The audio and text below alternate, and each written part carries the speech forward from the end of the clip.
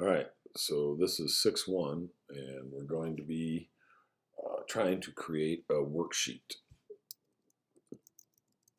And so what we're doing is going to be talking about a few different terms: fiscal periods, what's a worksheet, and trial balances. And so we're going to set up a trial balance, the first two columns of our worksheet. Okay, so we need to prepare the heading of the worksheet. We need to prepare the trial balance of it. So here, there's a worksheet that you can look at that'll break it down into the from start to finish if you wanted to download here.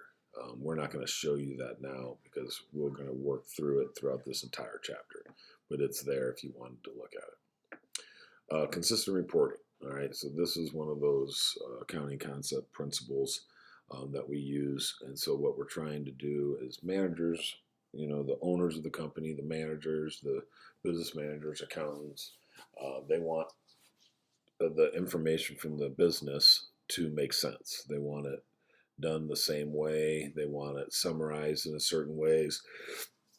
Businesses, excuse me, are often different in how they want to do it. They will vary. This system will vary from business to business. But basically, what we're saying is we follow the accounting concept consistent reporting, which means that we are going to apply the same accounting procedures the same way in the accounting period. Okay, and we want to make sure that if we record and they give you an example, deliveries must be report the number of deliveries made. The next year, they don't want to report the amount of revenue. You can't compare the two. They're different. They're looking at different things. They're recording different things. They're summarizing different things. We want to be consistent in what we're reporting. And so when we're getting used to and creating this worksheet, we're going to hopefully create a worksheet that will allow our businesses to make sound decisions based on the updated information and put it into financial statements that make sense. Okay. And so a couple things: fiscal period, fiscal year. Okay. The length of time from a business summarizes all its financial statements, the information, the details about summaries of their transactions and what's going on with their company, and all that it reports its financial performance. This is a fiscal period. Okay. It can also be said the accounting period. All right. And our accounting period cycle is the time period in where all our information changes. So let's say the period cycle starts in January and ends December 31st. All the different changes of the financial information are reported during that specific time period. That's the accounting period or the fiscal period. Okay, businesses must report their financial performance for the full year.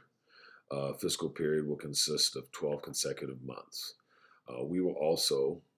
Businesses also will ask for monthly fiscal period reports just to get a snapshot of how the business is coming along.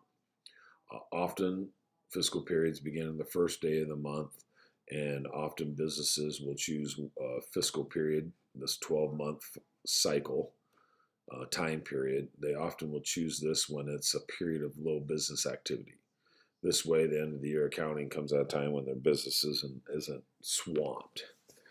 That's not always the case, but that's what they try to do, and that's a test question later. Financial information will be summarized, reported at the end of fiscal period. So we kind of get an idea of the fiscal period. It's a year-long process. We will also do snapshots of one monthly fiscal periods to understand how we're coming, how our finances are being done, how the accounts are set up, how we're looking. Gives the managers ways to change throughout the year. So one of the tools we use is a worksheet. Okay, and what's a worksheet? It's just this form that we're going to use that has a number of columns in which we will summarize all the general ledger stuff, all the things that all the transactions you recorded and posted in the general ledger. We will then summarize into this worksheet.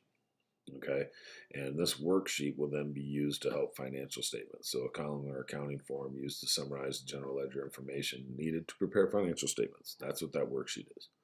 All right, what do we use it for?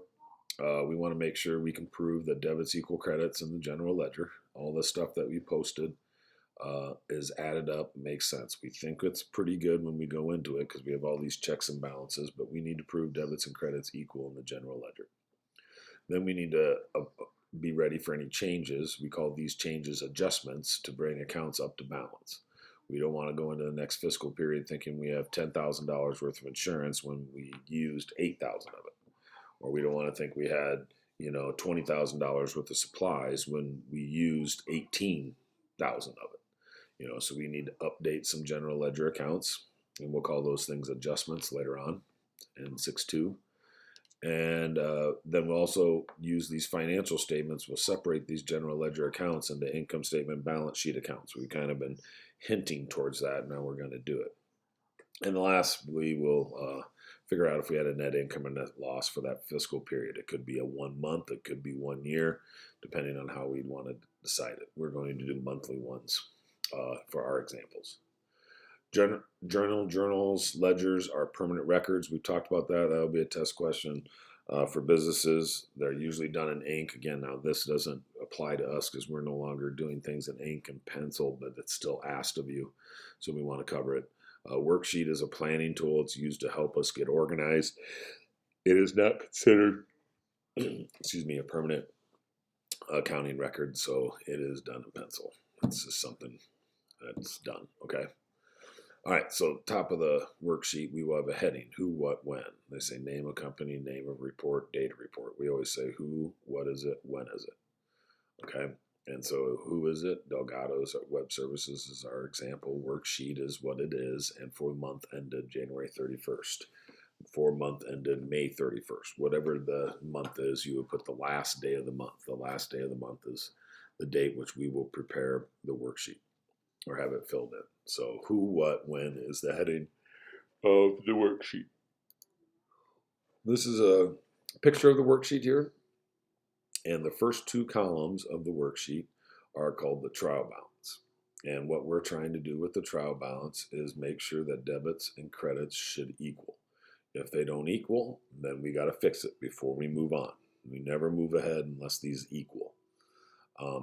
And so the trial balance part of the worksheet is just to prove that debits and credits in the general ledger work, that they equal. Okay? And where we're getting this information, all the information from the trial balance comes from the general ledger, and they're listed in the order. So this is like our 110, 120, 130, 140, our 100 accounts payable, or 200 accounts, 300 accounts, and sales is 400, expenses are 5. We even have income summary listed here, and so we list all of them regardless of balance in the order that they're listed in the general ledger. And so all counts are listed no matter what, if they have balances or not. That's what's listed there. And that's how we complete trial balance. I have a step-by-step there, but it's pretty simple.